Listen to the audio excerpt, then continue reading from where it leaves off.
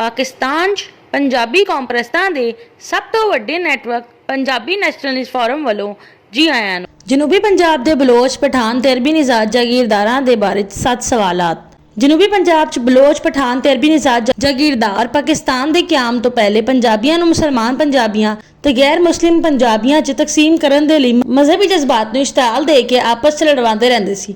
ਬਲੋਚ, ਪਠਾਨ ਤੇ ਅਰਬੀ ਨਿਜ਼ਾਦ ਜਾਗੀਰਦਾਰ ਹੁਣ ਜਨੂਬੀ ਪੰਜਾਬ 'ਚ ਸਰਾਇਕੀ ਸਾਜ਼ਿਸ਼ ਕਰ ਰਹੇ ਨੇ। ਬਲੋਚਾਂ, ਪਠਾਨਾਂ ਤੇ ਅਰਬੀ ਨਿਜ਼ਾਦਾਂ ਨੂੰ ਸਰਾਇਕੀ ਕਰਾਰ ਦੇ ਕੇ ਮੁਲਤਾਨੀ ਪੰਜਾਬੀਆਂ, ਰਿਆਸਤੀ ਪੰਜਾਬੀਆਂ, ਡੇਰਾਵਾਲੀ ਪੰਜਾਬੀਆਂ ਨੂੰ ਵੀ ਸਰਾਇਕੀ ਬਣਾਉਣ ਤੇ ਪੰਜਾਬੀਆਂ ਦੇ ਨਾਲ ਲੜਵਾਉਣ ਦੀ ਸਾਜ਼ਿਸ਼ ਕਰ ਰਹੇ ਨੇ ਤਾਂ ਕਿ ਜਨੂਬੀ ਪੰਜਾਬ ਤੇ ਆਪਣਾ ਕਬਜ਼ਾ ਬਰਕਰਾਰ ਤੇ ਆਪਣੀ ਜਾਗੀਰਾਂ ਨੂੰ ਮਹਿਫੂਜ਼ ਰੱਖ ਸਕਣ। ਜਨੂਬੀ ਪੰਜਾਬ ਦੇ ਬਲੋਚ, ਪਠਾਨ ਤੇ ਅਰਬੀ ਨਿਜ਼ਾਦ ਜਾਗੀਰਦਾਰਾਂ ਦੇ ਬਾਰੇ 7 ਸਵਾਲਾਤ ਇਹ ਨੇ ਕਿ ਬਲੋਚ, ਪਠਾਨ ਤੇ ਅਰਬੀ ਨਿਜ਼ਾਦ ਜਾਗੀਰਦਾਰ ਲੁਟੇਰੇ ਕਦ ਪੰਜਾਬ ਆਏ? ਬਲੋਚ, ਪਠਾਨ ਤੇ ਅਰਬੀ ਨਿਜ਼ਾਦ ਜਾਗੀਰਦਾਰ ਲੁਟੇਰੇ ਕਿੱਥੋਂ ਪੰਜਾਬ ਆਏ?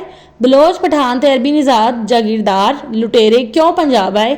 ਬਲੋਚ, ਪਠਾਨ ਤੇ ਅਰਬੀ ਨਿਜ਼ਾਦ ਜਾਗੀਰਦਾਰ ਲੁਟੇਰਿਆਂ ਨੂੰ ਪੰਜਾਬ 'ਚ ਜਾਗੀਰਾਂ ਕਿੱਦਾਂ ਮਿਲ ਗਈਆਂ? ਬਲੋਚ, ਪਠਾਨ ਤੇ ਅਰਬੀ ਨਿਜ਼ਾਦ ਜਾਗੀਰਦਾਰ ਲੁਟੇਰਿਆਂ ਨੂੰ ਪੰਜਾਬ 'ਚ ਜਾਗੀਰਾਂ ਕਿਹਨਾਂ ਨੇ ਦਿੱਤੀਆਂ? ਬਲੋਚ, ਪਠਾਨ ਤੇ ਅਰਬੀ ਨਿਜ਼ਾਦ ਜਾਗੀਰਦਾਰ ਲੁਟੇਰੇ ਪੰਜਾਬ ਆਉਣ ਤੋਂ ਬਾਅਦ ਪੰਜਾਬ ਤੇ ਪੰਜਾਬੀਆਂ ਦੇ ਖਿਲਾਫ ਕਿੱਦਾਂ ਸਾਜ਼ਿਸ਼ਾਂ ਕਰਦੇ ਰਹੇ? ਬਲੋਚ, ਪਠਾਨ ਤੇ ਅਰਬੀ ਨਿਜ਼ਾਦ ਜਾਗੀਰਦਾਰ ਲੁਟੇਰੇ ਇਸ ਵੇਲੇ ਜਨੂਬੀ ਪੰਜਾਬ ਸਰਾਇਕੀ ਦੇ ਨਾਂ ਤੇ ਪੰਜਾਬ ਤੇ ਪੰਜਾਬੀਆਂ ਦੇ ਖਿਲਾਫ ਸਾਜ਼ਿਸ਼ਾਂ ਕਰਨ ਦੇ ਇਲਾਵਾ ਹੋਰ ਕੀ ਸਾਜ਼ਿਸ਼ਾਂ ਕਰ ਰਹੇ ਨੇ?